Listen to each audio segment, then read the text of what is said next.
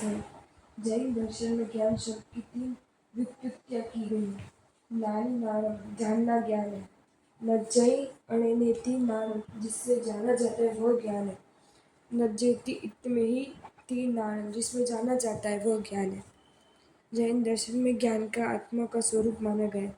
जो जानता है वो आत्मा, और जो आत्मा है वही जानता है। अर्थात ज्ञान आत्मा का ऐसा धर्म है जो आत्मा को अनात्मा से अलग करता है। आत्मा अपने स्वयं रूप में अनंत ज्ञान दर्शन का स्वामी है, अनंत सुख का निदान है और अनंत शक्ति के संपन्न। किंतु छद्मस्त अवस्था में ये गुण दृष्टिगोचर नहीं होते। ज्ञान जीव का विशेषण नहीं अपितु स्वरूप है। अतः जीव में ये सामर्थ्य है कि वह संसार के संपूर्ण ज्ञेय पदार्थों का साक्षात और यथार्थ रूप में जान सकते हैं। किंतु ज्ञानावण्य कर्मों के कारण उससे आंशिक ज्ञान ही होता है। कर्म रूपी मेघ आत्मा रूपी सूर्य को आवृत कर देते, पर उनमें वह ताकत नहीं कि वे जीव ज्ञान स्वरूप का को पूर्णतः नष्ट कर सके। जीव के अक्षर के अनंतवें भाग जितना ज्ञान हमेशा उद्घाटित रहता है। यदि ऐसा न हो तो जीव फिर अजीव बन जाएगा। ज्ञान स्वभावतः स्व पर प्रकाशक है। जिस प्रकार दीपक अपने आप को प्रकाशित करता हुआ पर पदार्थों को भी प्रकाशित करता है, उसी प्रकार ज्ञान अपने आप को जानते हुआ ही पर पदार्थों को भी जानता है। दीपक को देखने के लिए अन्य दीपक की आवश्यकता नहीं रहती, वैसे ही ज्ञान को जानने के लिए अन्य किसी ज्ञान की आवश्यकता नहीं होती। ज्ञान दीपक के समान स्व और पर का प्रकाशक माना गया। सारांश ये है कि आत्मा का स्वरूप समझने के लिए ज्ञान का स्वरूप समझना अनिवार्य है, इसलिए ज्ञान का इतना महत्व है। ज्ञान की परिभाषा। ज्ञायते परिच्छिद्यते वस्तु अनेनेति ज्ञानम, जिसके द्वारा वस्तु का यथार्थ स्वरूप जाना जाता है वह ज्ञान है। स्व को जानने वाला जीव का परिणाम ज्ञान है। ज्ञानावन्य कर्म के संयोपम या क्षय से होने वाले तत्वबोध को ज्ञान कहते हैं। ज्ञान के भेद। नंदी सूत्र में ज्ञान के 5 भेद कहे गए। अभिनिबोधक, मति ज्ञान, श्रुति ज्ञान, अवधि ज्ञान, मनःपरक ज्ञान और केवल ज्ञान। नंदी सूत्र में ज्ञान के 2 विभाग भी किए गए, प्रत्यक्ष और परोक्ष। प्रत्यक्ष यानी प्रति प्लस अक्ष का अर्थ है आत्मा जीव। जो ज्ञान सीधे आत्मा से होता है उसे प्रत्यक्ष ज्ञान कहते हैं। परोक्ष, इंद्रिय और मन की सहायता होने से वाले ज्ञान को परोक्ष ज्ञान कहते हैं। इस दृष्टि से मति और शुद्ध ज्ञान परोक्ष तथा अवधि, मनःपरक और केवल ज्ञान प्रत्यक्ष के अंतर्गत आते हैं। मति ज्ञान। आगमों में मति ज्ञान को अभिनिबोधक ज्ञान कहते हैं। 5 इंद्रियों एवं मन के माध्यम से आत्मा द्वारा सामने आए पदार्थों को जान लेने वाले ज्ञान को मति ज्ञान कहते हैं। मति ज्ञान के मुख्यतः 2 भेद हैं, श्रुत निश्रित मति ज्ञान, अश्रुत निश्रित मति ज्ञान। श्रुत निश्रित मति ज्ञान यानी श्रुत निश्रित है वह है जो श्रुत सुनने के परिणाम स्वरूप उत्पन्न हो। यह ज्ञान पहले पढ़े हुए या परंपरा से प्राप्त संकेत से प्राप्त होता है। अश्रुत निश्रित मति ज्ञान। अश्रुत निश्रित वह है जो बिना श्रुत की सहायता के स्वभाव रूप से उत्पन्न हो तथा मति ज्ञान अवन्य के विशेष संयोजन से प्राप्त हो। श्रुत निश्रित मति ज्ञान के 4 प्रकार है। अवग्रह, इहा, अपाय, धारणा। अवग्रह यानी नाम, जाति आदि की विशेष कल्पना से रहित सामान्य रूप वस्तु को ग्रहण करने वाला अव्यक्त ज्ञान अवग्रह कहलाता है। इस ज्ञान में निश्चित प्रतीति नहीं होती कि किस पदार्थ को ज्ञान हुआ है, केवल इतना सा ज्ञात होता है कि ये कुछ है। इसके 2 भेद हैं, व्यंजनावग्रह और अर्थावग्रह। व्यंजनावग्रह यानी इंद्रियों का पदार्थ के साथ संयोग तथा अव्यक्त अप्रकट पदार्थ का अवग्रह, उसे व्यंजनावग्रह कहते हैं। जैसे शब्द का कान से टकराना, कुछ है ये स्पष्ट निर्णय भी या नहीं होता। अर्थावग्रह, कुछ है इस प्रकार का ज्ञान। व्यक्त शब्द प्रकट पदार्थ के अवग्रह को अर्थावग्रह कहते हैं, जैसे आवाज शब्दों को महसूस करना। व्यंजनावग्रह और अर्थावग्रह किस प्रकार होते हैं अथवा इंद्रिय का विषय के साथ संपर्क होने पर ज्ञान का क्रम कितने धीरे धीरे आगे बढ़ता है, इसे समझने के लिए दृष्टांत दिया जाता है। एक व्यक्ति गहरी नींद में सोया हुआ है, दूसरा व्यक्ति उसे जगाने के लिए बार बार आवाज देता है। वह सोया हुआ व्यक्ति पहली बार आवाज देने पर नहीं जागता, दूसरी बार आवाज देने पर भी नहीं जागता। इस प्रकार बार बार आवाज देने पर भी नहीं जागता, दूसरी बार आवाज देने पर भी नहीं जागता। इस बार बार बार आवाज देने पर जब उसके कान उसे जगाते ध्वनि पुद्गलों से पूरी तरह भर जाए तब वह बोधक सूचक हूँ ये शब्द करता है। ध्वनि पुद्गलों से कान के आपूरित होने में असंख्य समय लगता है। हिंदी और विषय का ये असंख्य समय वाला प्राथमिक संबंध व्यंजनाव्यग्र है।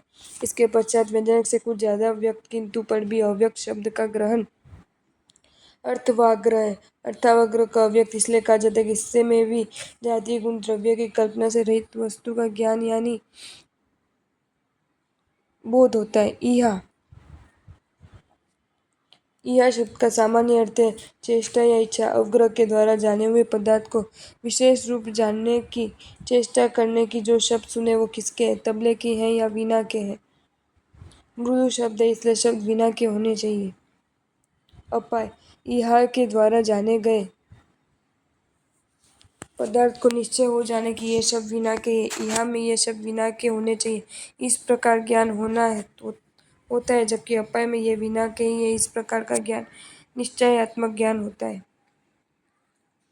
धारणा अवग्रह यह अपाय द्वारा प्राप्त ज्ञान स्मृति में संजो कर रख लेना, कालांतर में कभी भी विस्मृत न होने देने वाली धारणा है। जैसे जब जब वैसी आवाज आवे तो ये वीणा का आवाज है, ये निर्णय पूर्ण की धारणा के आधार से होता है।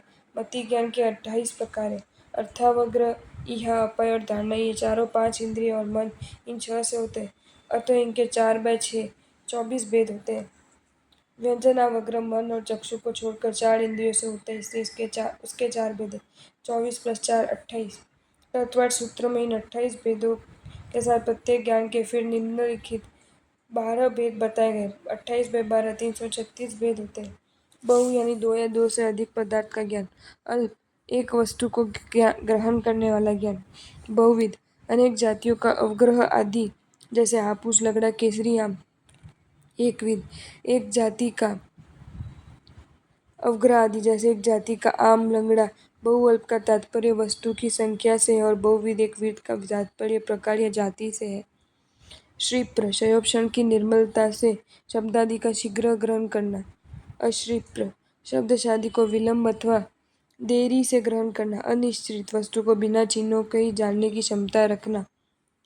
निश्चित किसी पदार्थ को उसके चिन्हों से जानना। असिंध पदार्थ का संशय रहित ज्ञान। संदिग्ध वस्तु को जानने में संशय रह जाना। असिंध और असंदिग्ध को अनिश्चित और निश्चित भी कहा जाता है। ध्रुव जो गति ज्ञान एक बार ग्रहण किए हुए अर्थ को सदा के लिए स्मृति में धारण किए रहे। अध्रुव जो ज्ञान सदा काल स्मरण में रहे, विस्मृत हो जाए। इस प्रकार श्रुत निश्चित मति ज्ञान के 336 होते हैं। अश्रुत निश्चित मति ज्ञान के 4 भेद हैं। औत्पत्तिक की बुद्धि, जिस बुद्धि के द्वारा पूर्व में जिसे कभी देखा नहीं, जिसके विषय में कभी सुना नहीं, उस विषय को स्वाभाविक सूच के रूप में ग्रहण करने में निपुण बुद्धि औत्पत्ति की बुद्धि है। वैनायिकी बुद्धि विनय से उत्पन्न बुद्धि अर्थात गुरुजनों आदि की सेवा में प्राप्त बुद्धि वैनायिकी बुद्धि है। कर्मजा बुद्धि काम करते करते अभ्यास की पटुता से होने वाली बुद्धि कर्मजा बुद्धि है। पाणिनामी का बुद्धि अवस्था अनुभव से प्राप्त होने वाली बुद्धि व पाणिनामी की बुद्धि है। इस प्रकार मति ज्ञान के कुल 336 + 4 340 भेद हुए। श्रुत ज्ञान शब्द, संकेत या शास्त्र आदि के माध्यम से जो अर्थ ग्रहण किया जाता है उसे श्रुत ज्ञान कहते हैं। शब्द आदि सुनना या संकेत आदि देखना मति ज्ञान है, लेकिन शब्द, संकेत आदि निमित्त से अर्थ का बोध होना शुद्ध ज्ञान है। जैसे कोई अंग्रेजी में कुछ गा रहा है, उसे हम समझते नहीं, फिर भी शब्द तो कानों को टकराते हैं, लेकिन जब तक उसका अर्थ बोध नहीं होता तब तक मति ज्ञान, और अर्थ का बोध होने पर शुद्ध ज्ञान होता है। इसलिए मति ज्ञान कारण है और शुद्ध ज्ञान कार्य है। शुद्ध ज्ञान मति पूर्वक भी होता है। 5 ज्ञान के अंतर्गत शुद्ध ज्ञान का महत्वपूर्ण स्थान है। 5 ज्ञान में 4 ज्ञान स्वार्थ है अर्थात उनके लिए उपयोगी है, तथा एक शुद्ध ज्ञान वचनात्मक होने से परार्थ है।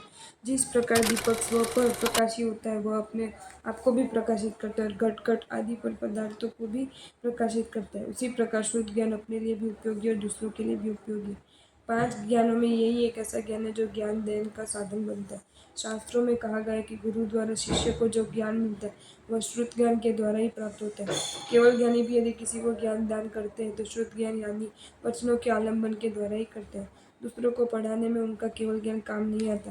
केवल ज्ञान तो दर्पण के समान है, उसमें सब कुछ प्रत्यक्ष दिखता है, पर जहाँ दूसरों को बताने का प्रश्न है वहाँ तो शुद्ध ज्ञान का ही एकमात्र सहारा लेना होता है। इसलिए 5 ज्ञानों में किसी अपेक्षा से शुद्ध ज्ञान का महत्व अधिक है। इसे हमें समझें और अधिकाधिक विकसित करने का प्रयास करें। आपको ये वीडियो अच्छा लगा हो तो इसे लाइक करें और शेयर करें और ऐसे ही नए नए वीडियोज़ देखने के लिए सब्सक्राइब करें हमारी channel Jain facts and stories को।